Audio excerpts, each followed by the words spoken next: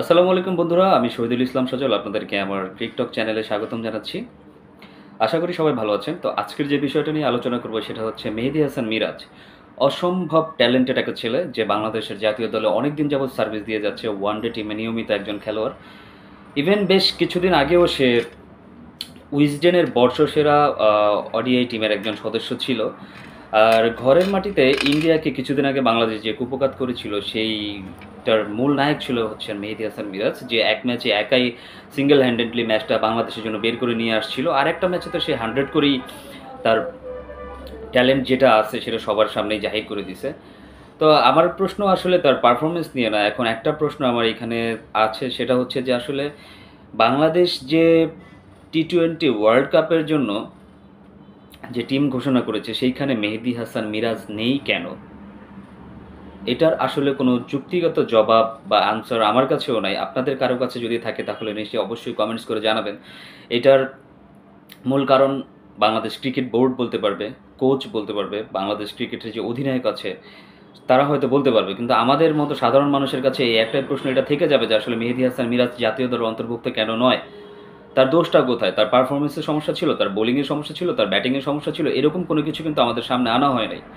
আপনারা যদি যাচাই করে দেখতে যান, আমার কাছে মনে হয় যে অনেক ক্ষেত্রে অনেক ভালো ভালো ব্যাটসম্যানের চাইতেও মেহেদী হাসান মিরাজের স্ট্রাইক রেটটা অনেক বেশি ভালো। আর টি-20তে আপনার অ্যাভারেজটা আসলে অত বেশি কাউন্টেবল না। টি-20তে যেই জিনিসটা আসলে বেশি দেখা হয় সেটা হচ্ছে একজন প্লেয়ারের স্ট্রাইক রেট। সেই প্লেয়ারটা কয়টা বল খেলেছে, কয়টা বলে সে কয়টা রান করেছে, সেই জিনিসটা হচ্ছে মুখ্য বিষয়। এই হচ্ছে কথা। মেহেদী হাসান মিরাজ আসলে দলে নেই কেন? সে আসলে কিসের শিকার? সে কি আসলে কোনো ব্যক্তিগত পছন্দের শিকার? তাকে কি ব্যক্তিগতভাবে কোচ পছন্দ করেন না? নাকি বিসিবির সভাপতি পছন্দ করেন না? নাকি আরও কোনো রিজন আছে? সেই রিজনগুলো আমাদের সবার কাছে অজানা।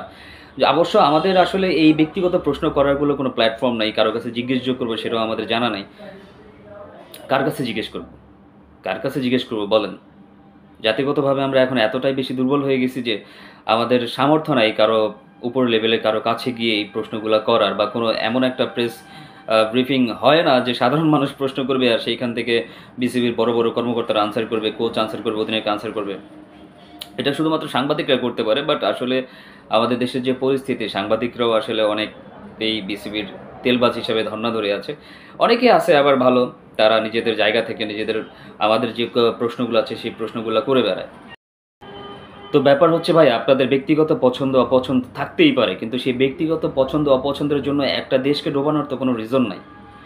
আপনারা আপনাদের টি-20 স্কোয়াডে নতুন একটা ছেলেকে নিয়েছেন তানভীর ইসলাম নামে। সেই ছেলেটাকে কতটুকু ব্যাটিং পারে না পারে সেটা সম্পর্কে আমার কোনো অভিজ্ঞতা নেই, এক্সপিরিয়েন্স নেই, আমি দেখিও নাই তাকে কোনো সময় ব্যাটিং করতে। বাট তার যে বোলিংটা আমি দেখেছি সেটা আমি হলফ করে বলতে পারি মেহেদী হাসান মিরাজের চাইতে কোনো দিক দিয়েও ভালো হবে না।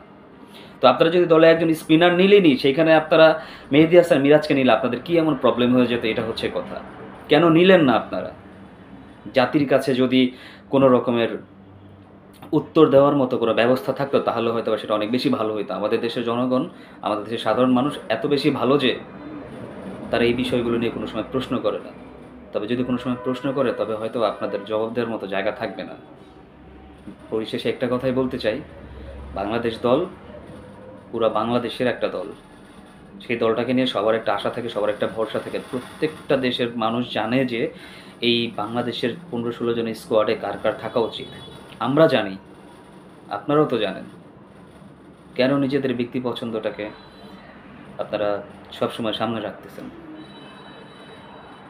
এভাবে যদি চলতে থাকে বাংলাদেশের ক্রিকেটের জন্য ভালো হবে না। সবাই ভালো থাকবেন, সুস্থ থাকবেন। আসসালামু আলাইকুম।